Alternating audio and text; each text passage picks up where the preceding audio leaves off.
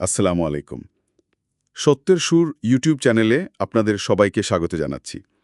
আজকের আলোচনায় আমরা একটা খুবই গভীর একটা প্রশ্ন নিয়ে কথা বলবো। অনেকের মনেই এই প্রশ্নটা আসে যে এই যে বিশাল মহাবিশ্ব, এটা সৃষ্টির আগে আল্লাহ সুবহানাহু ওয়া তাআলা ঠিক কি করছিলেন? ওয়ালাইকুম আসসালাম। হ্যাঁ, প্রশ্নটা আসলেই খুব গুরুত্বপূর্ণ। আর বেশ কৌতূহল জাগানিয়াও বটে। তবে প্রথমেই মনে রাখতে হবে, আমাদের এই সীমিত জ্ঞান দিয়ে, মানে মানুষের জ্ঞান দিয়ে, আল্লাহর অসীম সত্তা আর তার কাজকর্ম পুরোপুরি বোঝা কিন্তু সম্ভব না। কিন্তু আমরা কোরআন আর হাদিসের দিকে তাকালে কিছু ধারণা পাই, মানে চেষ্টা করতে পারি। বিশেষ করে সময় আর সৃষ্টির ধারণা দিয়ে।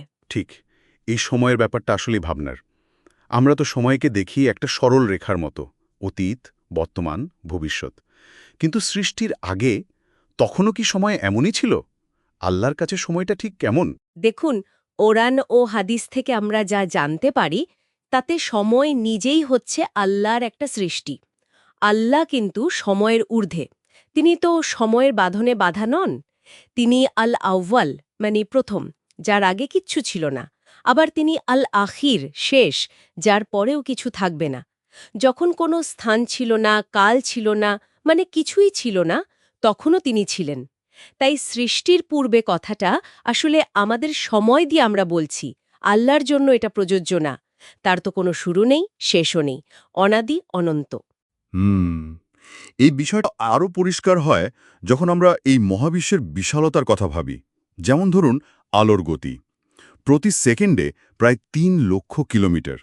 এই অসম্ভব গতিতেও তো মহাবিশ্বের এক মাথা থেকে আরেক মাথায় যেতে বিলিয়ন বিলিয়ন বছর লেগে যেতে পারে, বিজ্ঞানীরা যেমনটা বলেন।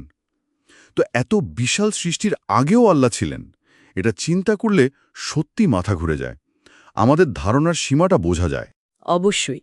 দেখুন, সহি হাদিসে এসেছে যে আল্লাহ সুবহানাহু ওয়া তাআলা আসমান ও জমিন সৃষ্টিরও ৫০,০০০ বছর আগে সমস্ত সৃষ্টির তাকদীর, মানে ভাগ্য, লিখে রেখেছিলেন।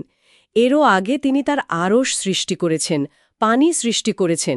অর্থাৎ সৃষ্টির ধারণা আসারও বহু আগে থেকে তার জ্ঞান সব কিছুকে পরিবেষ্টন করেছিল, এখনও যেমন আছে। আর তিনি যখন কিছু সৃষ্টি করতে চান, তখন তো শুধু বলেন কুন কুন হও, আর সেটা হয়ে যায়। এই যে আমরা সৃষ্টিতে একটা পর্যায়ে দেখি, একটা সময় দেখি, এটা সৃষ্টির জন্য নিয়ম, আল্লাহর জন্য কোনো প্রয়োজন বা সীমাবদ্ধতা নয়। এটা তার প্রজ্ঞা। আচ্ছা, তাহলে কি আমরা এমনটা ভাবতে পারি যে আল্লাহর কাছে আমাদের এই অতীত, বর্তমান, ভবিষ্যৎ, এই কালের ভাগগুলো আসলে নেই? সবকিছুই তার সামনে একরকম খোলা বইয়ের মতো, একই সাথে বর্তমান।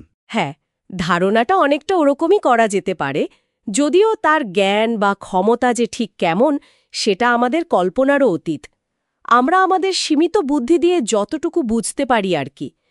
পবিত্র কোরআনে যে বলা হয়েছে তিনি আসমান ও জমিন ৬ দিনে বা ৬টি পর্যায়ে সৃষ্টি করেছেন, সেটাও কিন্তু তার কোনো অক্ষমতা বা সময়ের ওপর নির্ভরশীলতা বোঝায় না, বরং এটা তার বিশাল প্রজ্ঞা আর সৃষ্টির একটা সুশৃঙ্খল নিয়মকে নির্দেশ করে। আসল কথা হলো, এই মহাবিশ্ব বা অন্য যা কিছুই আমরা দেখি বা না দেখি, এসব সৃষ্টির আগে আল্লাহ ছিলেন এক এবং অদ্বিতীয় সত্তা হিসেবে। তার পরিপূর্ণ জ্ঞান, ইচ্ছা আর ক্ষমতা নিয়ে তিনি বিদ্যমান ছিলেন। তাহলে আলোচনার সারমর্মটা দাঁড়ালো এই যে মহাবিশ্ব সৃষ্টির আগে আল্লাহ তাআলা একক সত্তা হিসেবে ছিলেন, তার অসীম জ্ঞান ও ক্ষমতা সহ। আর যেহেতু সময় ও স্থান তারই সৃষ্টি, তাই সৃষ্টির আগে তিনি কি করছিলেন বা কেমন ছিলেন সেটা আমাদের এই পরিচিত সময় বা স্থানের কাঠামো দিয়ে পুরোপুরি বোঝা সম্ভব না। ঠিক তাই। আর এটাই আমাদের জন্য একটা বড় শিক্ষা।